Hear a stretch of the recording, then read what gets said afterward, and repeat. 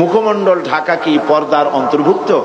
দেবর, ভাসুর এবং চাচাতো, মামাতো, খালাতো ভাইদের সাথে পর্দা করার ধরন কিরূপ হবে দয়া করে বলুন। মুখমণ্ডল ঢাকার ব্যাপারে আপনাদের সকলের জানা দরকার। মুখমণ্ডল অনেকে ঢাকেন না পরপুরুষের সামনে, আমি এর যুক্তি খুঁজে পাই না। যারা যে সমস্ত মহিলারা মুখ ঢাকতে চান না বা মুখমণ্ডল ঢাকেন না, তাদের দলিল কি? কোরআন শরীফে, হাদিস শরীফের, কোরআনের একটি আয়াত বা একটি শব্দ, হাদিসের একটি বাক্য এমন কি পাওয়া যাবে যার দ্বারা প্রমাণিত হয় যে মেয়ে লোকরা তারা তাদের মুখ খোলা রাখতে পারবে পরপুরুষের সামনে? আমি তো পাইনি। আমি যদ্দূর পড়াশোনা করেছি, আমি একজন ছোট মানুষ, ছোট ব্যক্তি, আমার পক্ষে যদ্দূর সম্ভব লেখাপড়া করা, আমার কাছে যথেষ্ট কিতাবপত্র কালেকশন আছে আলহামদুলিল্লাহ। তো আমি যদ্দূর পড়াশোনা করেছি, আমি এরকম একটি হাদিস, এরকম কোরআনের একটি আয়াত কোথাও পাই নাই যার দ্বারা নারী তার চেহারাকে পরপুরুষের সামনে খুলে রাখতে পারে, এমন কোন আয়াত বা হাদিস আমার সামনে পড়ে নাই। যদি কেউ পেয়ে থাকেন তাহলে আমাকে জানালে আমি খুশি হব, আমি শিখতে পারবো। আমি পাইনি। মুখমণ্ডল খোলা রাখবেন কেন? আমার প্রশ্ন, মানুষের শরীরের কোন অংশ, পুরুষ হোক আর নারী হোক, তার শরীরের কোন অংশ সব থেকে বেশি আকর্ষণীয়? বলেন বলেন। মুখ, তার চেহারা। একটা পুরুষ আর একটা নারী দেখে পাগল হয়ে যায়, তারপরে কত দুর্ঘটনা ঘটে, আত্মহত্যা পর্যন্ত হয়ে যায় সেই মেয়েটিকে না পাওয়ার কারণে, এবং সেই ছেলেটিকে না পাওয়ার কারণে কত মেয়ে আত্মহত্যা করে।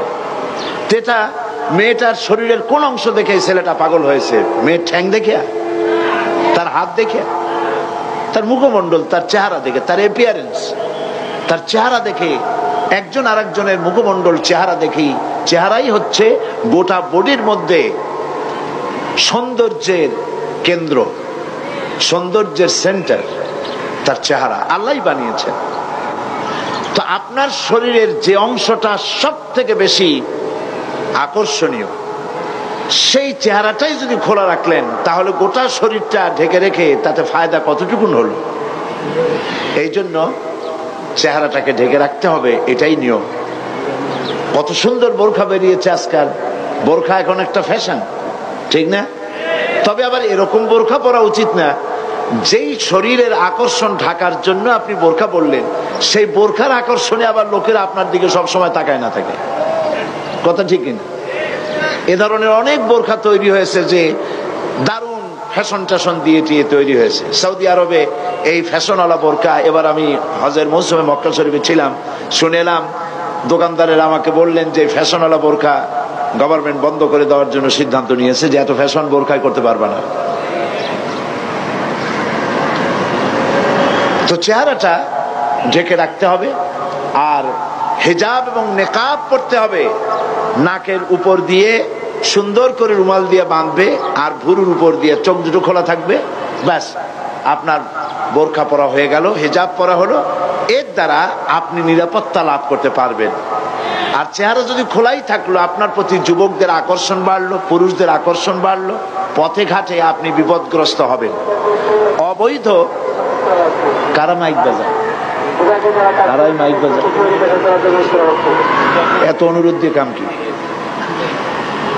তো চেহারা দেখে পাগল হলো, তারপরে প্রেম নিবেদন করলো, প্রেমে সে স্বীকৃতি দিল না মেয়েটা, তারপরে অ্যাসিড নিক্ষিপ্ত হওয়ার দুর্ভাগ্য তাকে বরণ করতে হলো। এ সবকিছুই হলো বেপরদার কারণে, ঠিক কিনা বলে? বেপরদার কারণে। আজ পর্যন্ত নারীদের মুখমণ্ডলে যত অ্যাসিড নিক্ষিপ্ত হয়েছে, যত নারী, সমস্ত নারীরাই বেপর্দা নারী।